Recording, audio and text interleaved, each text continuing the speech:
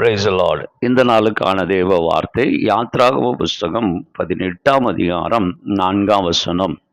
என் பிதாவின் தேவன் எனக்கு துணை நின்று பார்வோனின் பட்டயத்திற்கு என்னை தப்புவித்தார் என்று சொல்லி மற்றவனுக்கு எலியேசர் என்று பெயரிட்டிருந்தான். எலியேசர் என்றால் உதவி பெற்றேன் என்று அதனுடைய அர்த்தமாயிருக்கிறது.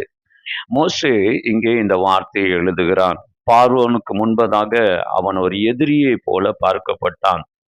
பார்வோன் மோசேயை கொலை செய்யும்படியாக அவன் முயற்சி எடுக்கிறான். ஆனால் தேவன் அவனுக்கு உதவி செய்கிறார், அவனை காப்பாற்றுகிறார். திருமணமாகி அவனுக்கு குழந்தை பிறக்கிறது. அதில் 2வது மகனுக்கு அவன் எலியேசர் என்று பெயரிடுகிறான். அதனுடைய அர்த்தம் தேவனிடத்திலே உதவியை பெற்றேன். அருமையானவர்களே, அநேக நேரங்களிலே நாம் விரும்புகிற பாதையிலே இல்லாதபடி நாம் தள்ளப்படுகிறவர்களா இருக்கிறோம். சூழ்நிலைகளினாலே நாம் தள்ளப்பட்டவர்களாய் இருக்கிறோம். நாம போக வேண்டாம் என்று நினைக்கிற இடங்களிலே நாம் தள்ளப்பட்டவர்களாய் இருக்கிறோம்.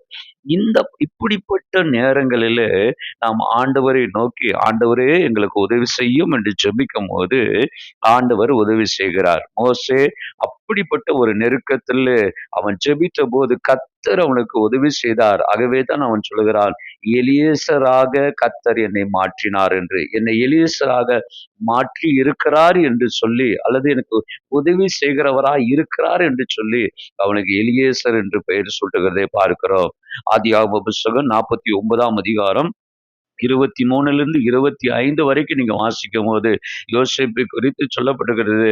தகப்பனின் தேவன் அவனுக்கு துணை நின்றார் என்று நாம் வாசிக்கிறவர்களா இருக்கிறோம். அருமையானவர்களே, உங்களுக்கும் எனக்கும் ஆண்டவர் துணை நிற்பாராக. அப்படி துணை நிற்கும் போது எல்லா ரீதியிலும் கர்த்தர் நமக்கு உதவி செய்கிறவரா இருக்கிறார். எலியேசர் என்கிற வார்த்தையானது எபிரேய பாஷையில இருக்கிறது. ஆனால் கிரேக்க பாஷையில அதே எலியேசர் என்பதற்கு ஈக்குவலான சமமான வார்த்தை என்னவென்றால் லாசரு என்று பார்க்கிறோம். லாசரு என்பவன் மரிப்பதற்கு அவன் தேர்ந்தெடுக்கப்படவில்லை. அவனுடைய அந்த சூழ்நிலையில் அவன் தள்ளப்பட்டான். ஆனால் அவனுடைய சகோதரிகள் அவனுக்காக ஜெபித்ததை கர்த்தர் கேட்டு கர்த்தர் அவனுக்கு உதவி செய்கிறதை நாம் அங்கே பார்க்கிறவர்களா இருக்கிறோம். இன்றைக்கு இந்த செய்தியை கேட்கிறவர்களே, உங்களுக்கு உதவி செய்கிற ஒரு எலியேசர் ஆகிய ஆண்டவர் உங்களோடு கூட இருக்கிறார். நீங்கள் ஒருவேளை இன்னைக்கு இருக்கிற சூழ்நிலையில் நீங்கள் தள்ளப்பட்டவர்களா இருப்பீர்கள் என்றால், நீங்கள் விரும்பாத ஒரு சூழ்நிலையில் நீங்கள் இருப்பீர்கள் என்றால், எதை குறித்து நீங்கள் தயங்காமல் ஆண்டவரிடத்திலே நீங்கள் ஜெபம் செய்யுங்கள். உங்கள் ஜெபம் தேவனுடைய சமூகத்திலே பிரீதியா இருக்கும். நல்ல எலியேசராகிய தேவன் நமக்கு நிச்சயமாகவே உதவி செய்வார். நீங்கள் இருக்கிற இந்த சூழ்நிலையிலிருந்து கர்த்தர் உங்களை விடுதலை ஆக்குவாராக. உபாகமம் 33:7 சொல்லுகிறது, யூதாவின் சத்தத்தை கேட்டு உதவி செய்தார், சகாயராய் இருந்தார் என்று வாசிக்கிறோம். உங்களுக்கும் உதவி செய்வாராக. நீங்கள் பலப்படுவீர்கள். கர்த்தர் உங்களை ஆசீர்வதிப்பார். God bless you.